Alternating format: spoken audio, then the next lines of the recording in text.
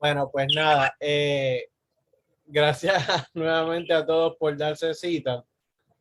Este, esta es la octava y última sesión de, de este seminario de Antonio Gramsci, ¿verdad? Que como yo les había dicho en la primera sesión, que fue el martes 15 de febrero, este, pues en mi mente es el primero de varios otros seminarios, ¿verdad? Dentro de esta corporación o de esta organización que yo incorporé en el 2010, llamada el Centro para el Estudio de la Democracia. Por lo tanto, los próximos seminarios no se van a circunscribir necesariamente, ¿verdad? A la hora de Gramsci o el marxismo, etcétera, etcétera, sino que pues, también van a incorporar pues, otros temas más amplios. Y de hecho, ahora mismo estoy barajeando posibilidades para el próximo seminario y como les indiqué por el grupo de Facebook cuando les compartí el enlace para la sesión de hoy, pues mañana pasado les comparto algunas opciones pidiéndoles que den su opinión. En el mismo post pongo una encuesta anónima para que voten por qué tema prefieren de los que planteé. Nada, pues entonces yo voy a recapitular lo que estaba planteando el seminario de la sesión pasada, el martes pasado. Eh, y entonces cubro el material que quería plantear en esta sesión y luego abrir a comentar, bueno, a posibles preguntas de ustedes o comentarios, pero también entonces terminar con algunas tendencias o algunos legados que ha tenido la obra de Gramsci ya después de su muerte y después de publicada finalmente y traducida a múltiples idiomas y en la influencia un poco, y la influencia diversa y diferenciada que ha tenido en distintos, tantos campos del saber como en la práctica política de distintas organizaciones, de distintas fuerzas en distintos países. Entonces, nada, la sesión pasada, que para los que se dieron cita y o pudieron ver la grabación, a mí realmente como que no me encantó como estaba planteando el material. O sea, entre otras cosas, tratamos sobre cómo Gramsci planteaba la lucha política, particularmente en las llamadas sociedades modernas, en donde el poder político se ejercía primordialmente a través de lo que él llama la hegemonía. Y en ese contexto, pues hablábamos de esta distinción que hace Gramsci entre la lucha política a través de la guerra de posición y la lucha política llevada a cabo a través de la guerra de maniobra o movimiento.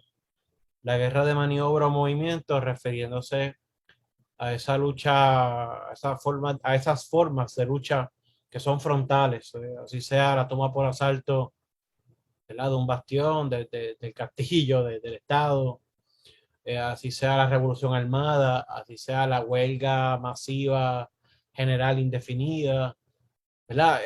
Una acción que es más contundente, más tajante, más directa, frontal, ¿verdad? La misma palabra lo dice.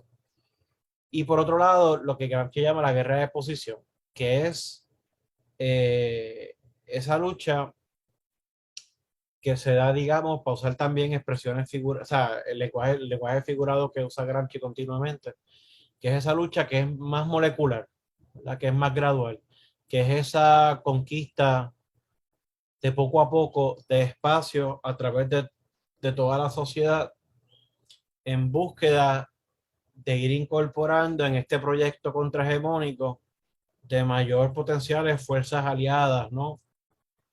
O que respalden este proyecto contrahegemónico para que se vaya ampliando esa fuerza de cambio y eventualmente pueda pues, disputar el poder político propiamente hablando.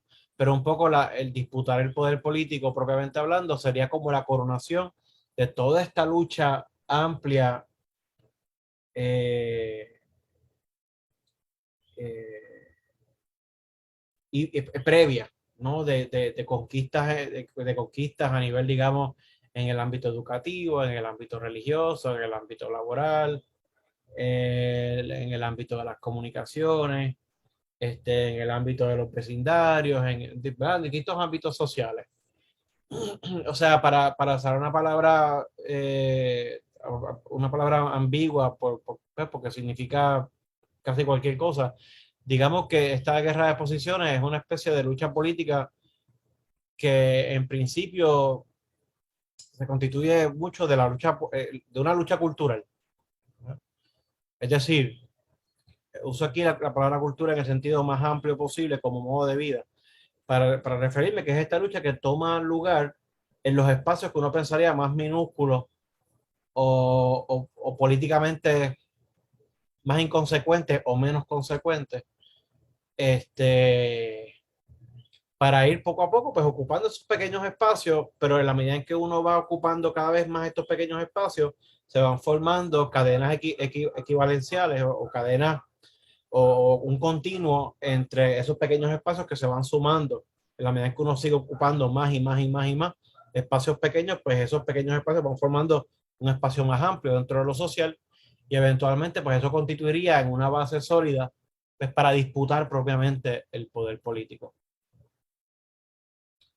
Entonces, bueno, eso por un lado.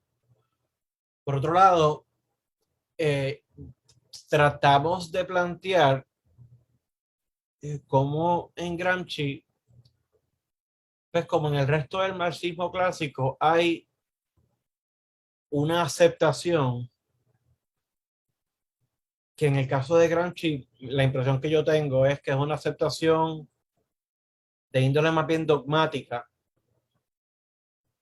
y que él asume como una cuestión de disciplina discursiva del marxismo, ¿no? De la internacional comunista, la tercera internacional, que es esta cuestión de que la fuerza de cambio, o sea, que es lo que algunos críticos han llamado el reduccionismo de clase, de que es que la fuerza de cambio tiene que ser las clases, o sea, exacto, que la fuerza de cambio motriz tiene que ser la clase social que despunta y que está oprimida, ¿verdad? Y que es la clase fundamentalmente oprimida en un determinado modo de producción, que dentro del capitalismo industrial y fabril del principio del siglo XIX, el primer tercio, primera mitad del siglo XX, pues en la mente de los marxistas, pues es la clase obrera industrial. Y aunque yo trataba de decir de distintas maneras en la sesión pasada, aunque en Gramsci hay, como dicen en inglés, he pays lip service a eso, es decir, aunque él de la boca para afuera, por así decir, acepta y plantea que en efecto es la clase obrera industrial, la clase que es la portadora de este proyecto Promesa de Futuro, la lógica de la hegemonía o de la lucha política hegemónica, para algunos intérpretes, en los cuales me incluyo, pues implica un romper o por lo menos, si no romper, por lo menos un matizar o hacer más complejo el supuesto reduccionismo de clase. Porque porque presumiblemente lo que dice Gramsci cuando analiza la hegemonía de la clase dominante en el capitalismo, pues uno en teoría pudiera plantearlo al reverso para las clases que quieran disputar esa hegemonía e implementar su propia hegemonía como el proletariado. ¿Y qué es lo que dice Gramsci en ese cuaderno 13, en unos pasajes que discutimos y leímos en voz alta hace algunas sesiones atrás? Gramsci planteaba de que la clase dominante que logra con éxito hacerse dirigente, es decir, hegemónica, dirigente, sabe que para poder incorporar a sectores subalternos o sectores subordinados, potencialmente antagónicos, pues requiere incorporar, claro, como dice Gramsci enfatizando, incorporar hasta cierto punto, hasta cierto límite, algo de los reclamos de esos sectores. Porque si tú no incorporas de ninguna medida, así sea a través de la forma de la cooptación, ciertos reclamos mínimos de esos sectores, pues no van a confiar en tu proyecto. O sea, no se van a sentir interpelados por el proyecto de clase, de la clase dominante, valga la redundancia o la repetición. Entonces, pues, esa misma lógica, pues habría que aplicarla, digamos, a la clase obrera industrial en la búsqueda de ella implementar o promover su propia hegemonía. Si tú quieres ser una fuerza hegemónica exitosa, pues tú tienes que también ceder, incorporar hasta cierto punto los intereses o ciertos reclamos de otros sectores subordinados para que se sientan interpelados por tu proyecto, ¿verdad? De contrapoder o de fuerza contrahegemónica. Y yo daba el ejemplo el seminario pasado bueno, pues eso implica, por ejemplo, que la clase obrera industrial que se identifique como propiamente comunista en el sentido marxista de la palabra, pues tendría que flexibilizar en cierta medida ese reclamo absoluto de la abolición de la propiedad privada de los medios de producción, si querían, por ejemplo, poder interpelar a los campesinos pobres o digo, a los campesinos medios o campesinos pobres, en la medida en que el reclamo fundamental de un campesino es propiedad. Este, que claro, eso no implica dar rienda suelta a la explotación de la propiedad privada de los medios de producción, pero sí implica tener que flexibilizar, digamos, características aún fundamentales de lo que se plantea el proyecto del marxismo. Que vamos, en la práctica, ¿sabes? Un poco, parece que le doy vueltas a esto a nivel abstracto de la teoría, pero en la práctica Rusia se confrontó con esto, ¿verdad? Y aún en vida de Lenin.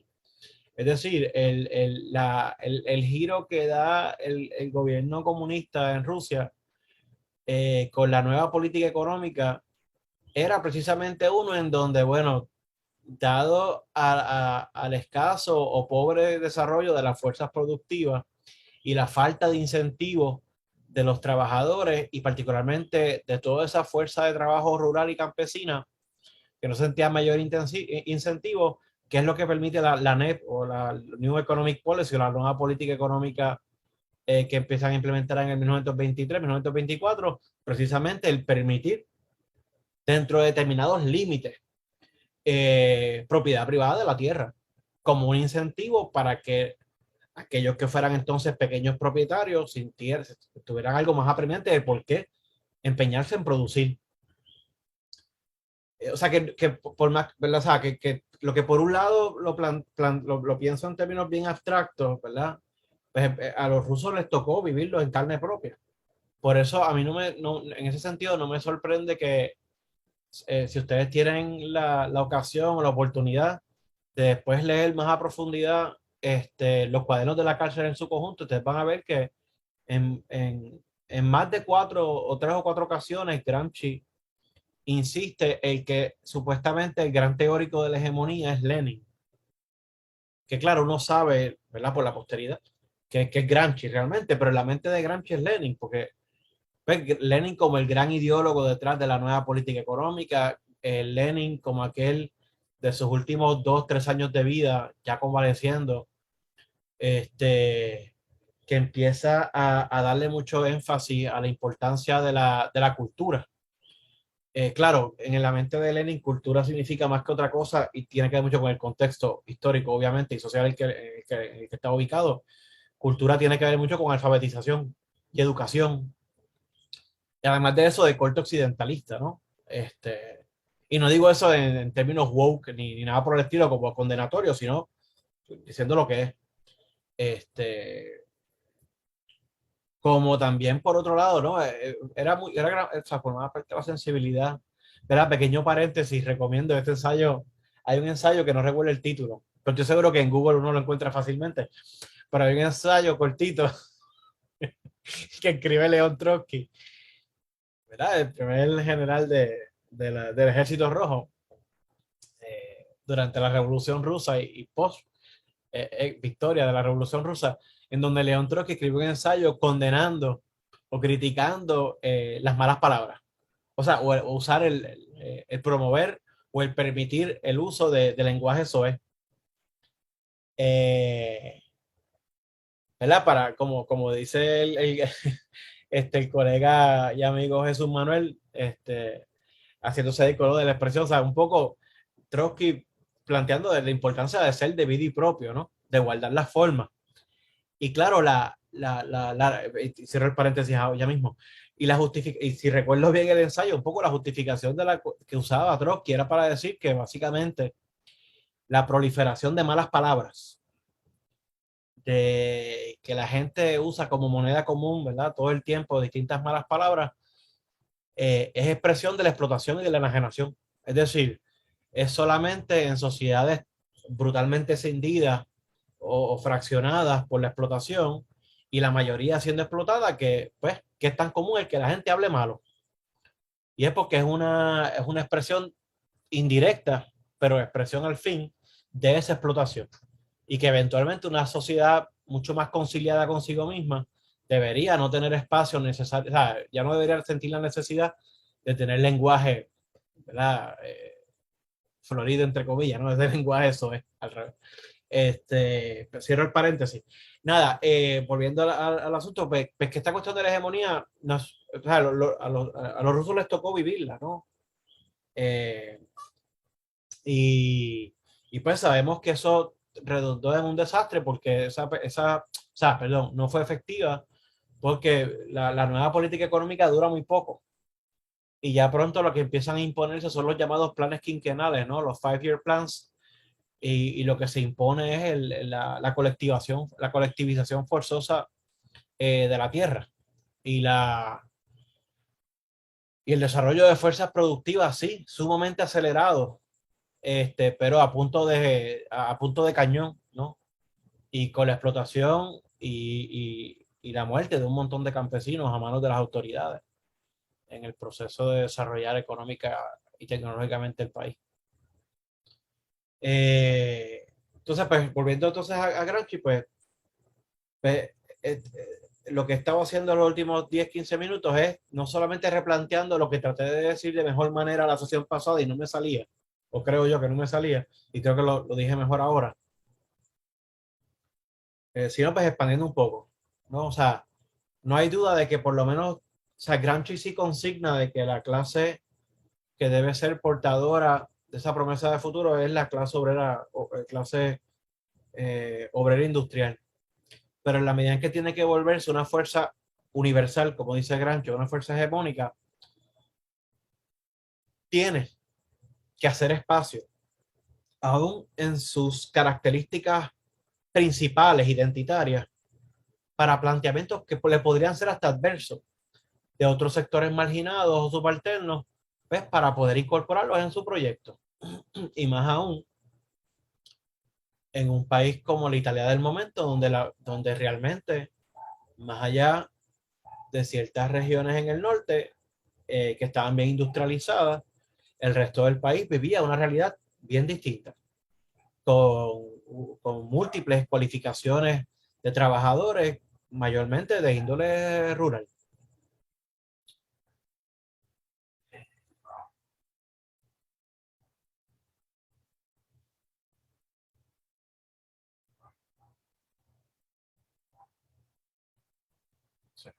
De ahí no es casualidad, ¿verdad? Y quizás sobre esto se puede comentar más adelante, al final de la sesión, o después de que toque las bases que quería tocar en esta última sesión.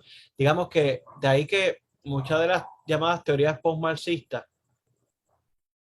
piensan en autores como Ernesto Laclau, Chantal Mouffe, y otros, pero pienso principalmente en ellos dos. Laclau, que paz descansa, ¿verdad? Murió hace 5 o 6 años atrás. Este, lo que hacen es tomar la cuestión de la lucha hegemónica en Gramsci y la construcción de voluntades colectivas, pero ¿de qué se deshacen? De lo que no se deshace Gramsci, porque sigue siendo bien marxista, que es de lo que los críticos llaman, porque uno no tiene por qué suscribir una perspectiva a la otra, de lo que los críticos llaman el reduccionismo de clase. Es decir, sí, las fuerzas políticas son fuerzas hegemónicas, pero dirían los postmarxistas, pero la punta de lanza de esa fuerza hegemónica no tiene por qué ser necesariamente la clase obrera industrial. Ah, pudiera hacerlo, pues claro que sí, pero no tendría por qué ser eh, ese grupo social que se convierte, ese grupo social particular que contingentemente se convierte en el representante, no es un representante, en la instancia universal del conjunto de fuerza, del conjunto de los grupos que componen la fuerza.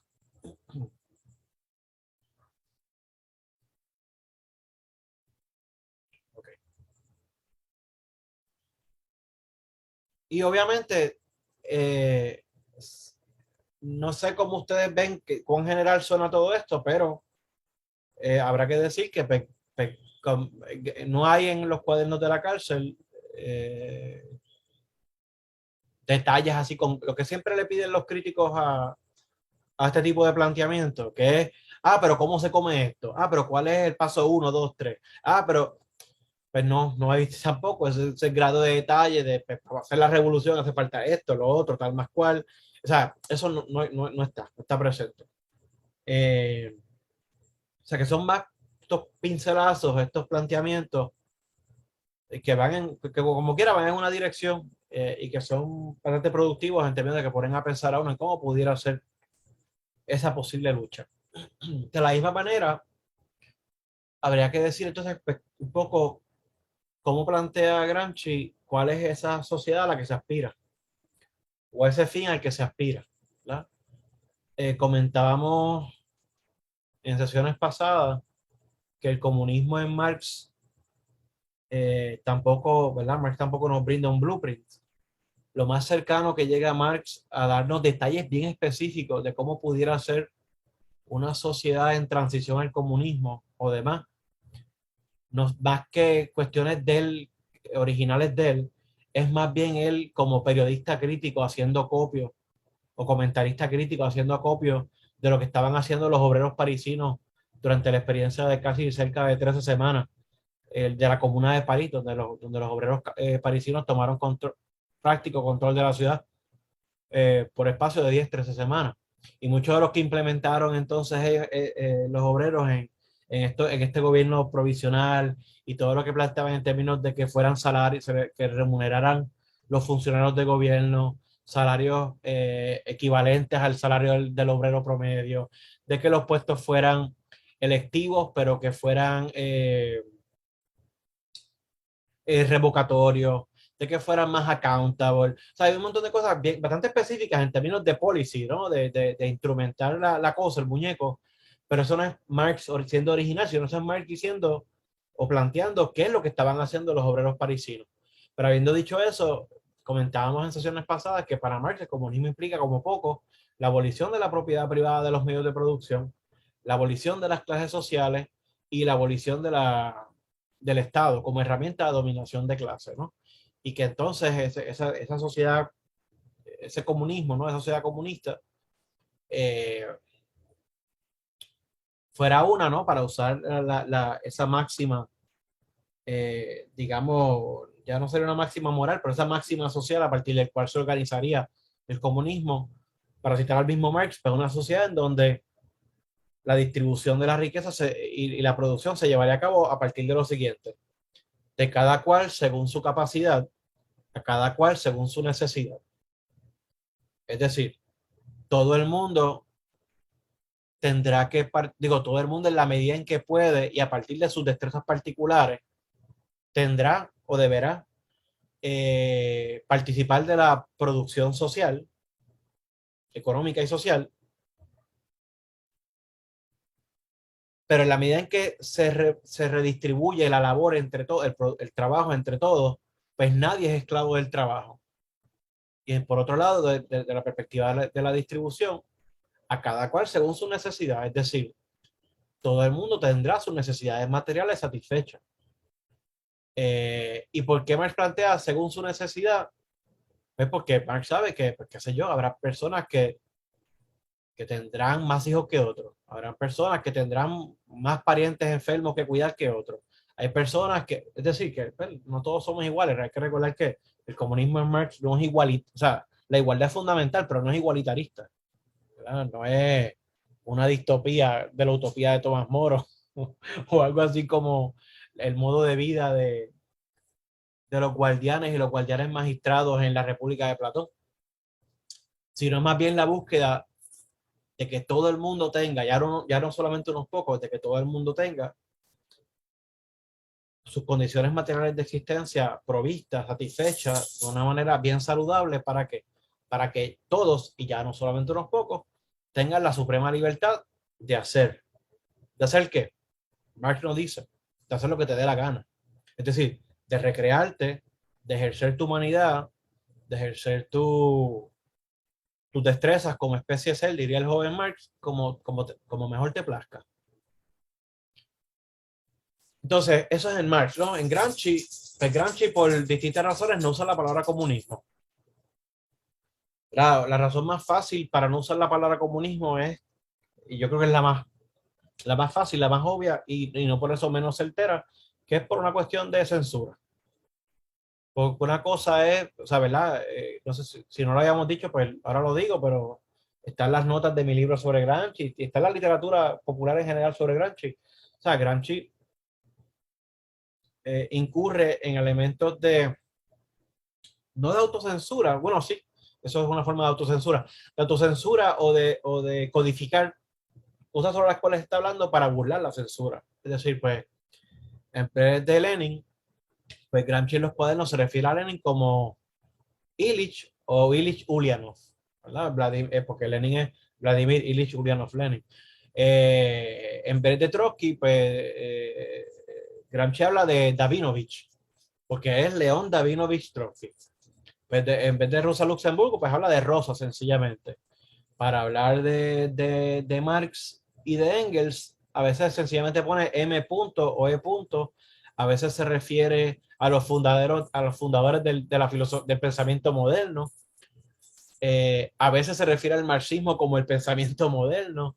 Y, o sea, es decir, hay múltiples maneras en las cuales él busca la forma de burlar de alguna manera eh, la censura carcelaria, aunque mientras más va avanzando la redacción, no es que se vaya soltando, pero va teniendo menos cuidado y la censura tampoco es tan... Pero en todo caso, vamos, una palabra como comunismo, pues ya es o sea, una palabra rimbombante. Y seguramente, pues por eso Gramsci no usa la palabra comunismo. La expresión que usa es sociedad regulada. No, sociedad.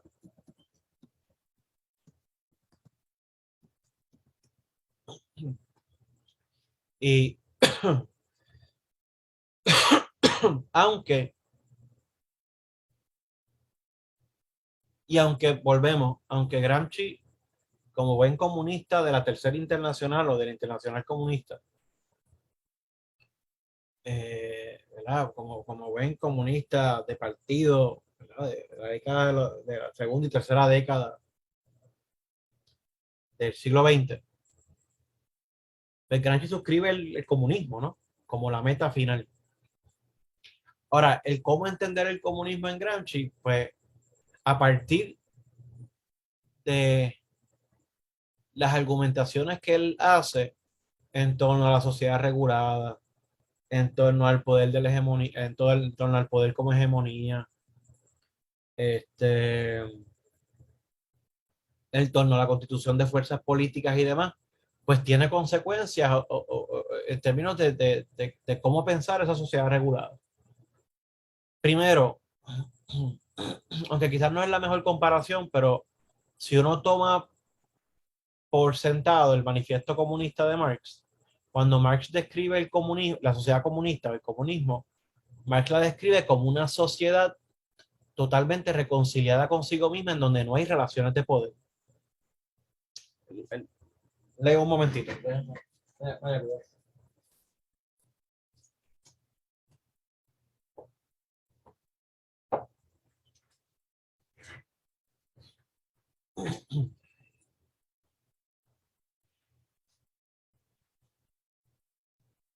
Ok, voy a leer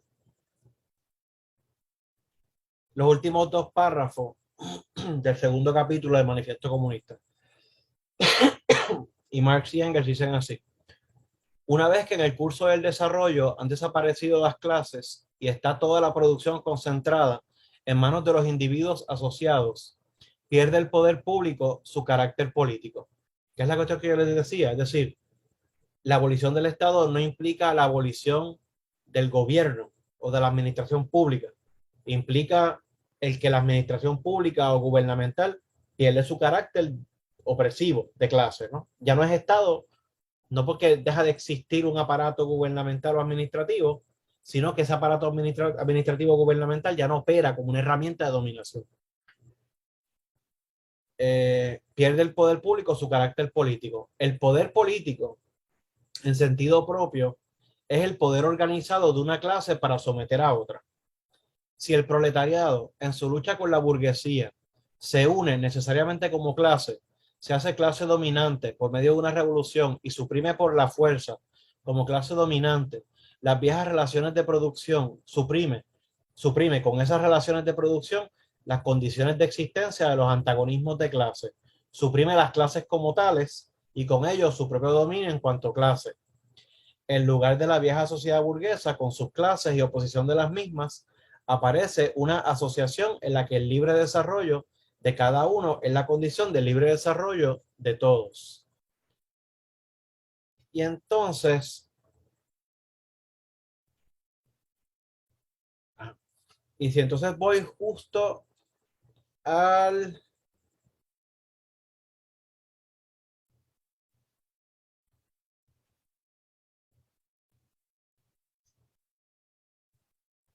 Bueno, no, sí, exacto. Eso. Eh,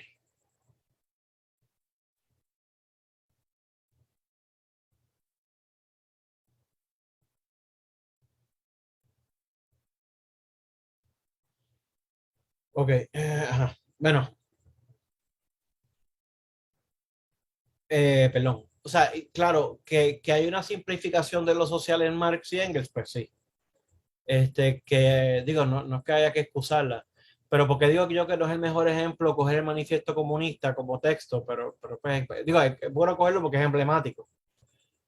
¿Por qué no es tan bueno cogerlo para estos propósitos? Porque pues como es un manifiesto, hay un elemento que de simplificación en el argumento, además de que está dirigido a obreros, a obreros, artesanos y trabajadores que pudieran leer. O sea que lo que estoy diciendo es que, ¿verdad? O sea, el manifiesto comunista original lo que tenía era 30 cuartillas y realmente estaba dirigido a los trabajadores para que pudieran al menos leer y compartir entonces el planteamiento. Eh, pero además porque como decía en algún momento, el manifiesto, pues, además de buscar simplificar o resumir, más que simplificar, resumir un planteamiento mucho más amplio y complejo, también busca potenciar, ¿no? Dar ánimo al público lector deseado a que haga algo. En este caso, a que los trabajadores hagan su revolución. Pues en ese sentido, hace todo el sentido. Pues que un texto como este, pues, se plantee tan nítidamente eso que se quiere, ¿no? Una sociedad donde no haya poder o donde no hayan relaciones de poder. Que claro, la simplificación radica en reducir las relaciones de poder a mera relación de poder de clase, cuando pueden y hay tantos otros tipos de relaciones de poder que no se circunscriben ni necesariamente y muchas veces ni directamente ni indirectamente a cuestiones económicas. Pero eso no está contemplado en el manifiesto comunista. De ahí la posibilidad de concebir en ese texto el comunismo como esta cuestión casi utópica. O sea, esta sociedad idílica donde no hay poder y la gente puede libremente ejercer su voluntad libremente. Bueno, pero en Gramsci la cuestión nunca es tan simple, ¿verdad? Hay un pasaje en donde Gramsci plantea, ¿verdad? O sea, el pasaje lo saco fuera de contexto de una reflexión sobre una cuestión histórica, pero el pasaje sacado fuera de contexto, Gramsci dice, toda hegemonía necesaria, y cito, toda hegemonía necesariamente plantea o reclama una contrahegemonía. Y ese pasaje, déjenme ver si en efecto lo estoy citando bien, pero déjenme ver si lo consigo. Quiero ver si lo consigo rapidito. Eh,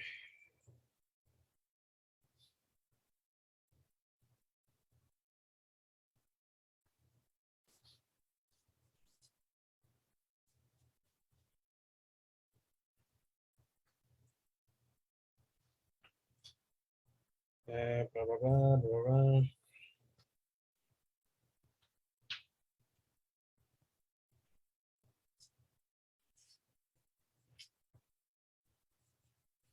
Estoy llegando.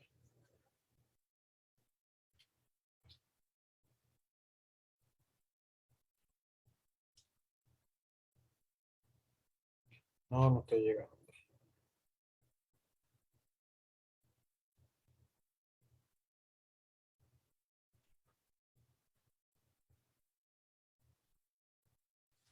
Voy.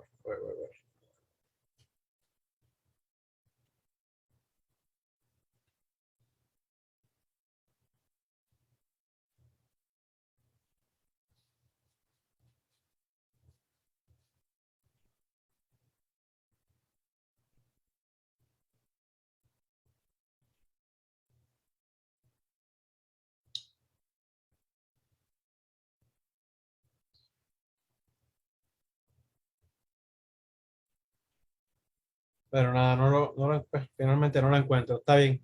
Pero, o sea, tómenlo por fe, pero no, o sea, es decir, pero créame, que no, o sea, está. Y, o sea, pues nada, autores que cuando estaba trabajando en mi tesis conocía, pero no había leído muy bien, pero vine a conocer y leer después con mucho más ahínco, como Guido Liguori, y que he tenido, después tuve la oportunidad de cartearme con él electrónicamente varias veces y qué sé yo. Pues Liguori, precisamente yo cogí la pista de él porque él cita ese pasaje fuera de contexto, es decir, lo extrae del contexto, pero trae sus consecuencias lógicas, que es que si es cierto, según, siguiendo a Gramsci textualmente, si es que según él, toda hegemonía reclama o plantea necesariamente una contrahegemonía, pues eso tiene varias implicaciones para la lucha política. Por un lado, la implicación de que es imposible o es un imposible el concebir la posibilidad, perdón, es un imposible la posibilidad de una sociedad completamente transparente y reconciliada consigo misma. Es decir, de ese planteamiento se deriva de que la sociedad nunca va a estar, o lo que llamamos sociedad, nunca va a estar conciliada plenamente consigo misma porque siempre va a tener relaciones de poder y lucha por poder. ¿Implica eso pues, ¿para qué fajarse y luchar, verdad? Pues no, obviamente no. Lo que está planteado aquí es que ese final feliz, digamos, de una sociedad reconciliada consigo misma, pues es el horizonte por el cual uno siempre está luchando. Y que la lucha siempre implica que un acercarse a ese horizonte, pero que nunca se llega a él, porque es un imposible. O para decirlo en lenguaje postmarxista, porque es imposible. Porque es que no existiría la sociedad, porque la sociedad siempre implica una distribución de roles, de lugares en los cuales están ubicados los individuos o los sujetos que forman parte de esa sociedad. Y esa distribución siempre implica, de alguna manera u otra, una decisión que a su vez usualmente remite a poder, a partir de un criterio de poder. O sea que, para decirlo de otra manera, no hay, o sea, que como he dicho en otras ocasiones de otra perspectiva, que la sociedad misma, la existencia de la sociedad siempre es el resultado o el producto de necesarias relaciones de poder. Para decirlo de otra manera, sin poder no hay sociedad. Lo que plantea delimitaciones para esto en particular individual que llamamos esta sociedad, digamos, esas delimitaciones, esas demarcaciones, ¿en qué están fundamentadas? En actos de poder. En múltiples actos de poder, múltiples actores, pero en actos de poder. Por lo tanto, no existe la sociedad sin poder. O sea que, volviendo a lo de Gramsci, pues, una implicación que en Gramsci pues no hay posibilidad de que lo acusen de utopismo, porque si toda hegemonía, sea la burguesa o sea la proletaria, dada la complejidad social, ¿verdad? Porque la sociedad nunca ha sido esa cosa nítida, de verdad, para Marx, de nuevo, en el Manifiesto Comunista, para Marx, esa simplicidad de la sociedad era algo que incluso él mismo aceptaba que no se podía cotejar sociológicamente, es algo que él planteaba tendencialmente.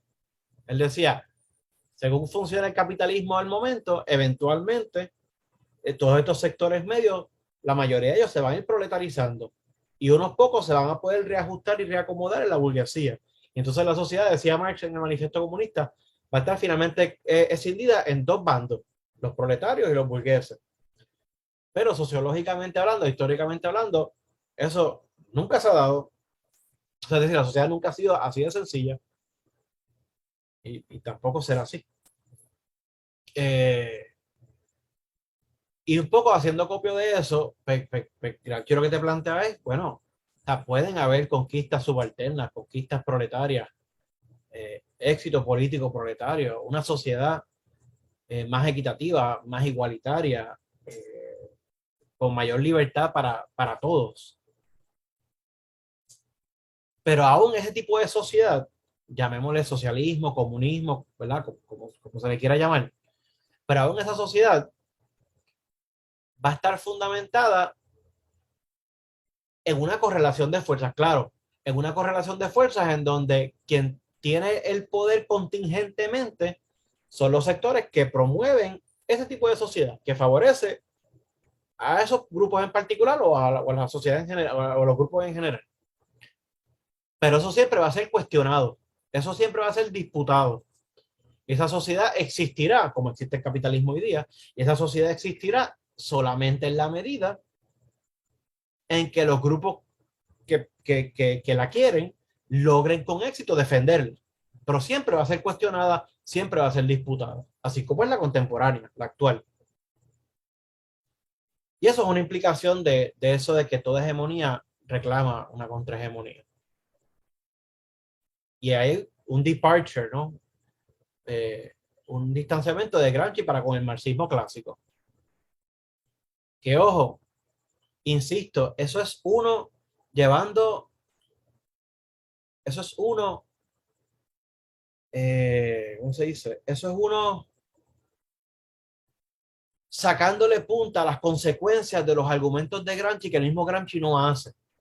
Porque, insisto, Gramsci, como buen comunista de la Tercera Internacional, yo estoy seguro que de la boca para afuera estipularía que sí, que el comunismo, tal como lo plantea Marx, X, Y, Z, eso se va a dar.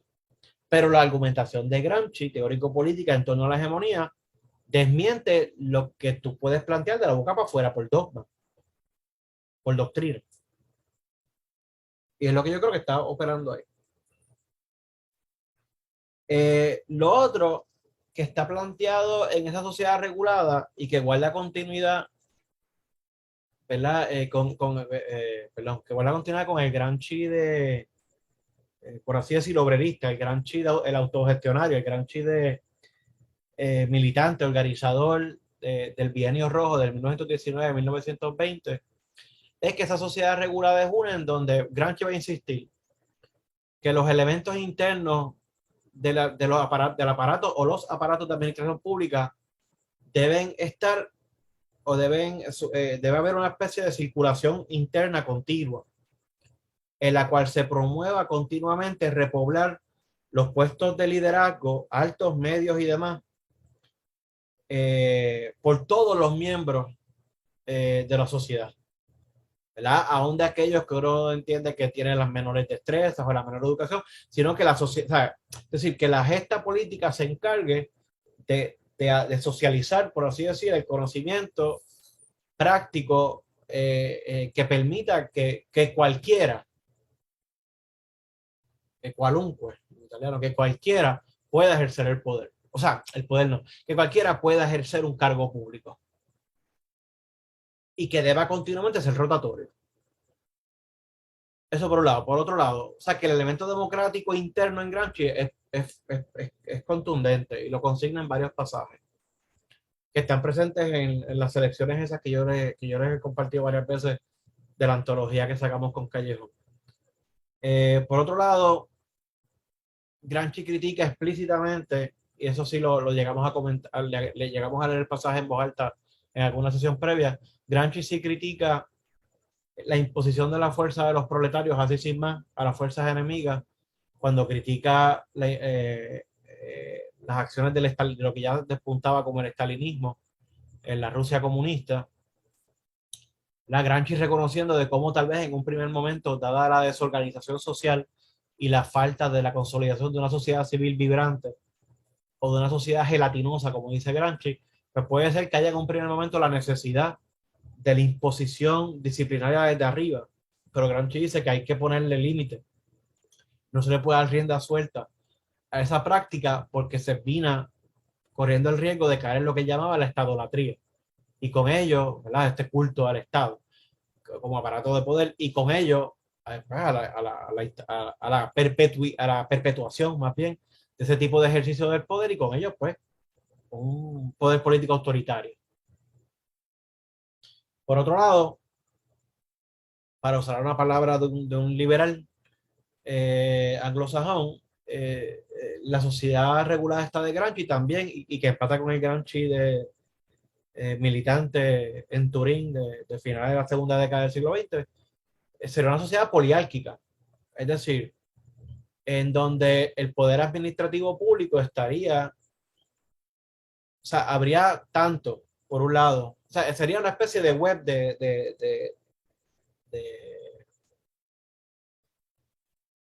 ¿cómo se dice web en español? De redes, gracias.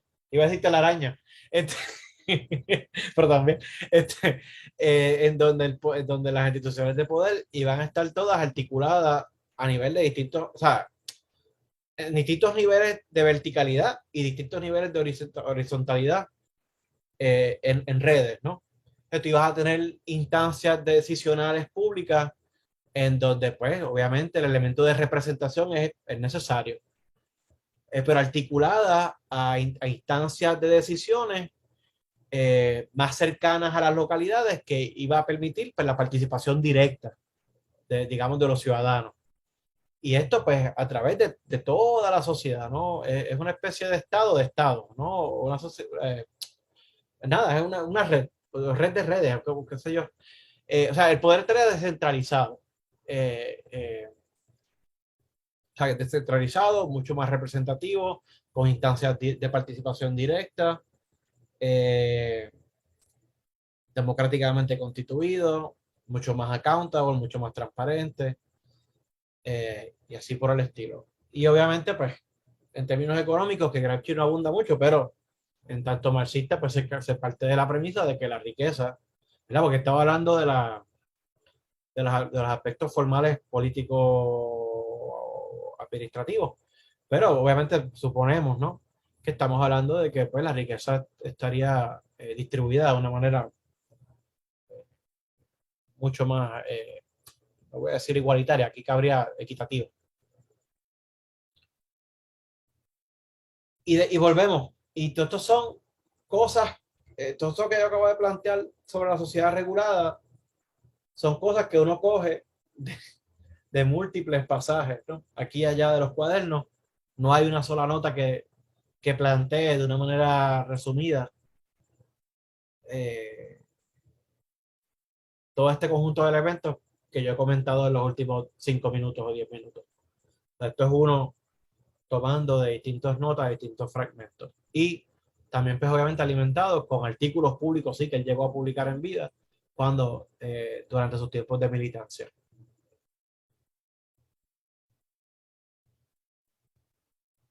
O sea, que esto implica en la práctica la existencia de gobierno, la existencia de gobiernos municipales, la existencia eh, de organizaciones representativas barriales o vecinales, la articulación de partidos políticos con sindicatos, este, con cooperativas, Es decir, es todo una red amplia de distintos elementos de gobernanza.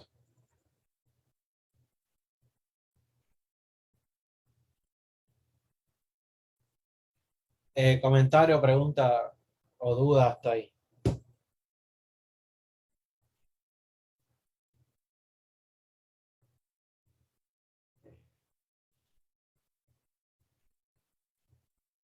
Pues, eh, miren, nada, pues nada,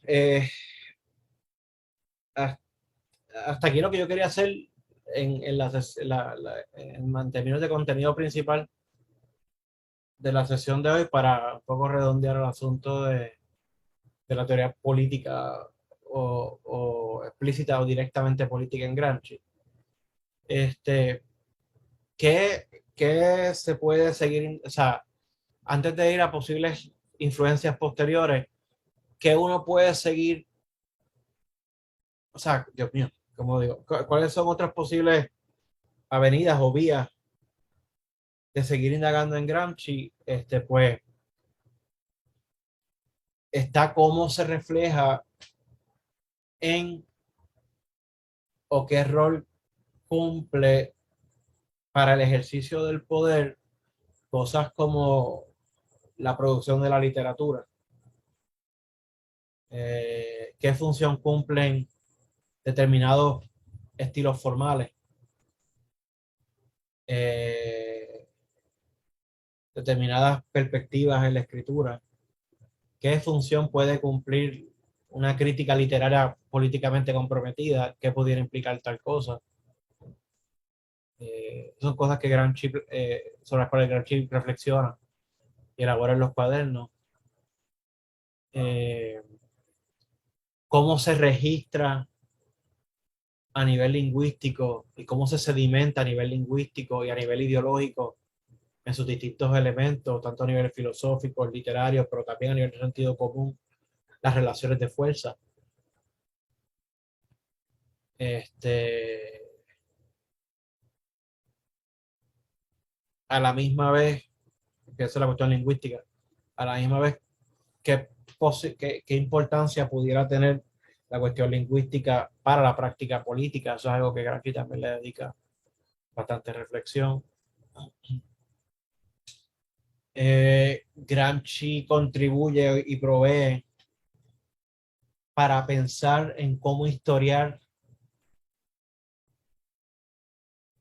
o, o cómo investigar, más bien, para producir una historiografía de los grupos subalternos imaginados.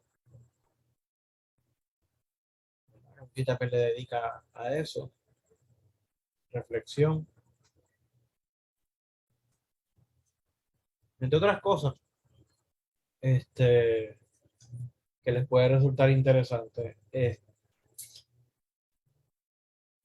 A nivel, algo de lo que he dicho ahora se refleja en las influencias de Gramsci en términos ya intelectuales, porque creo que al principio del seminario, en febrero, mencioné algunos ejemplos del legado de Gramsci, las influencias de Gramsci en términos políticos, ¿no? En los últimos 60, 70, 80 años de historia mundial. Pero en términos intelectuales, la fecundidad de la obra de Gramsci se refleja en un montón de proyectos, ¿verdad? Pensando en lo que le comentaba hace unos segundos atrás sobre las reflexiones sobre Gramsci para la construcción de una historiografía de las clases subalternas, pues Gramsci fue la primera figura central. No fue la única, eventualmente no va a ser la única, pero la primera figura fundamental central para la inspiración del grupo surasiático de los estudios subalternos, ¿verdad? Que asocia, ¿verdad? Que uno piensa en personas como Rana Guha, Deepesh Chakrabarti, Gayatri Spivak, Partha Chatterjee, y un montón de otras figuras bien importantes, mayormente, principalmente, mayormente indios. Este, los llamados Subaltern Studies o el Subaltern Studies Group surge de esas reflexiones gramscianas. Claro, puestas en práctica por estos, en su gran mayoría, historiadores, cuestionando, ¿no?, las historias tradicionales o dominantes de sus países o de sus países, y recontando esa historia, rehaciendo esa historia a partir,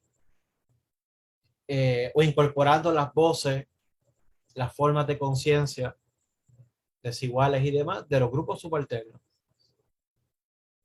De ahí, por ejemplo, ¿verdad?, esa expresión de, de hacer historia a contracorriente o a contrapelo. Tratar de buscar en esos silencios de los documentos, en los archivos, en esas ausencias, tratar de darle explicación a algunas de las ausencias o silencios o falta de mención de los distintos grupos subalternos a través de la historia, y explicarlas a partir precisamente de que, pues, los historiadores, eh, eh, o los productores de estos documentos, contenidos en estos archivos, pues no estaban dando fe ni cuenta de las perspectivas de los grupos subalternos, ¿no? Y cómo leer eso. Saber leer los códigos, las claves, en los cuales tal vez con lenguaje demonizado lo que realmente delatan son instancias de lucha o de resistencia o de sublevación de grupos subalternos. Nada, mucho de eso que sigue estando digo en boga, no como una cuestión de moda, pero eso que sigue estando bien prevalente en la historiografía contemporánea, mucho de eso fue de inspiración gramsciana. Ciertamente todo lo que se desprende de la influencia del Subaltern Studies Group. Por otro lado, el proyecto intelectual, y ético con aspiración política, que fue la constitución de los estudios culturales en la segunda mitad de los 1950, primeramente en Inglaterra, alrededor de la ciudad de Birmingham, también es de inspiración gramsciana, es decir, es repensar la cultura como un modo de vida a través del cual transcurren continuamente múltiples relaciones de poder que van desde lo más burdo y obvio hasta lo más sutil. ¿Verdad? Los textos fundacionales de ese movimiento y los autores fundacionales de los estudios culturales, Richard Hogarth, Raymond Williams, Stuart Hall, eh, la influencia de Gramsci del marxismo en general, pero de Gramsci en particular, es fundamental.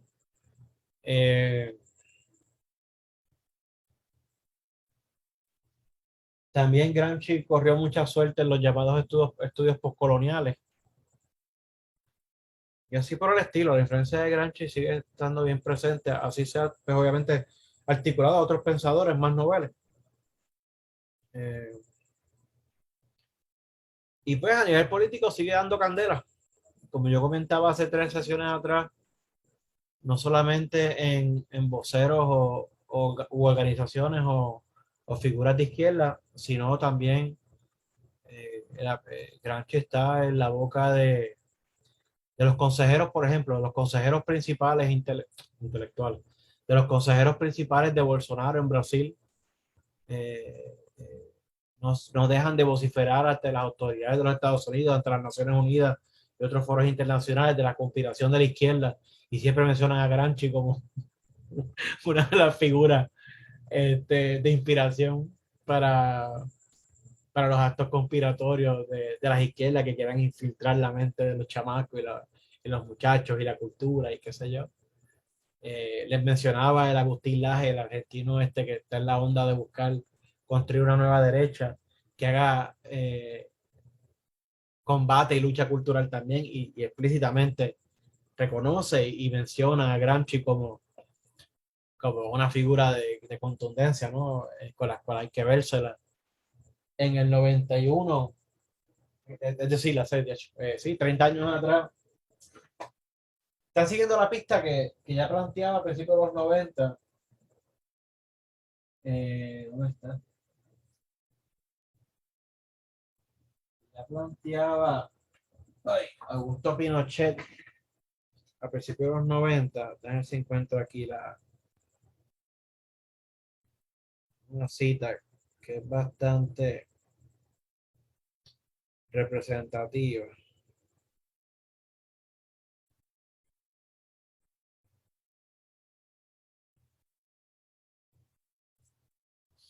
Ah, sí, no,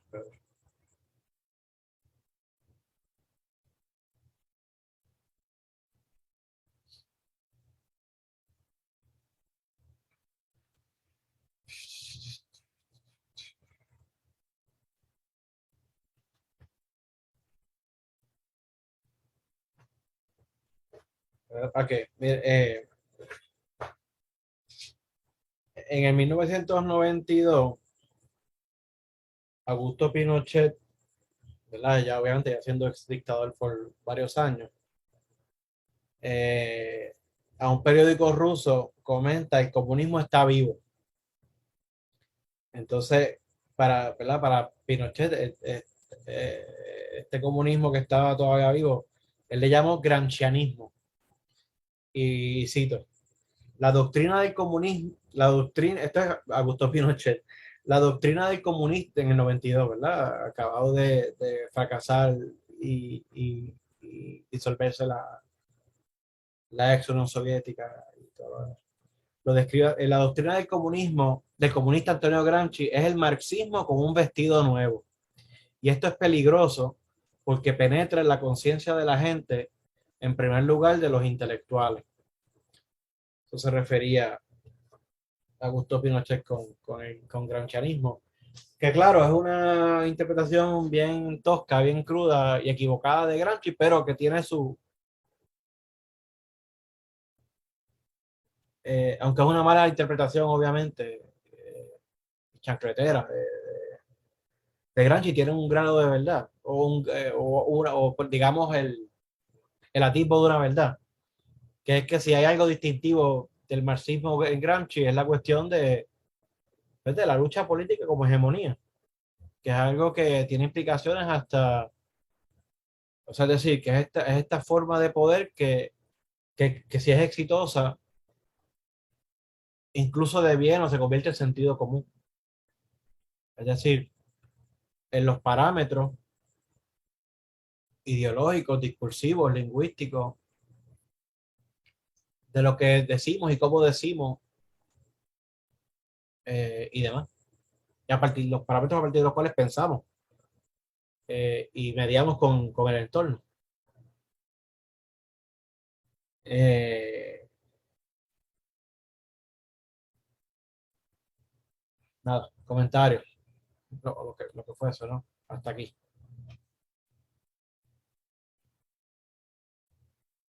Preguntas sobre lo que sea, o comentarios sobre lo que sea.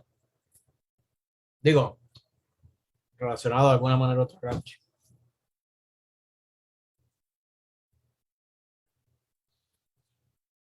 ¿No? Ok.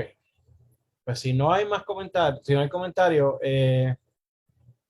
pues nada, vamos a ir cerrando, pero primero, varias cosas.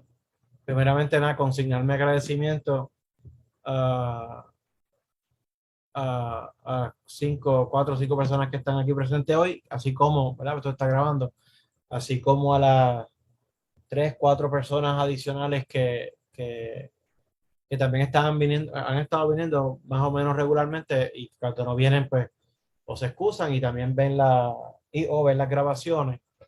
Así que muchas gracias por el compromiso, porque ninguno de nosotros, y me incluyo, ninguno de nosotros tiene por qué estar aquí. Así que si estamos aquí realmente por el tiempo en el que estamos es porque tenemos un compromiso con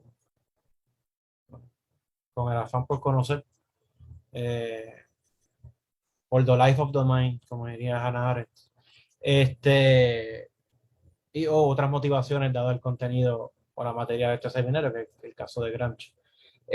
Segundo, ya yo tengo ya preparado para los que participaron del seminario un certificado que les estaré enviando en PDF y ya lo tengo preparado. Lo que sí les voy a pedir, y aquí, de hecho, como somos poquitos en la sesión, les pregunto, Eh, en el caso, por ejemplo, de Jaime Parch, Jaime, ¿en tu certificado solamente pongo Jaime Parch o pongo Jaime Parch Macmillan? ¿Cómo tú prefieres?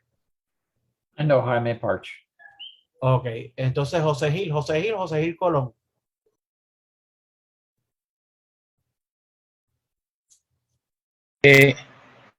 José Gil Colón. Ok, Jesús Manuel Hernández o Jesús Manuel Hernández y tu segundo apellido que no me acuerdo. Jesús, Jesús, ¿estás ahí? No, aquí está que estás aquí hace 1 hora y 6 minutos. Bueno, yo le pregunto a Jesús, Jesús luego. A Carmentalina Pérez González, pues Carmente Pérez González. Y yo le pregunto a los demás, pues nada, entre esta noche y mañana, pues les llegará un certificado bien bonito, un PDF, para sus archivos, sus expedientes, para lo que ustedes prefieran. Y entonces pronto voy a estar abriendo una nueva página de Facebook concerniente al Centro para el Estudio de la Democracia para usarla, o sea, dentro de la cual entonces habilitar los próximos seminarios, pero en el mientras tanto hago eso, en el grupo cerrado de Gramsci voy a plantearle 3 o 4 alternativas para un posible segundo seminario y lo voy a hacer a modo de votación para que entonces, digo, bueno, no tiene por votación, me lo pueden decir por comentario cuál es el que prefieren y ver si yo también estoy de acuerdo con la preferencia de ustedes. Así que nada, voy a dejar de grabar. ¿Dónde está? Post Stop Recording.